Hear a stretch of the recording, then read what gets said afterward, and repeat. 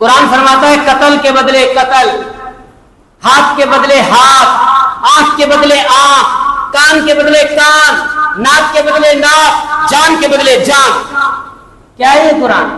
اور تم ہمیں یہ پٹیاں پڑھا رہے ہو سوشل میڈیا پہ بیٹھ کے. ہم نہیں ماریں گے، ان کے شہروں پہ بمباری نہیں کریں گے. پاگل بنا رکھا ہے دنیا کو. قرآن ہی پڑھتے ہیں نا، وجہ یہ. اور دنیا والے بھی پاگل ہیں کہ وہ ایسی باتوں پر بلیو رکھتے ہیں، قرآن کو چھوڑ کر، حدیث کو چھوڑ کر، شریعت کو چھوڑ کر، اسلام کو چھوڑ کر یہ سوشل میڈیا پہ بلیو رکھتے ہیں.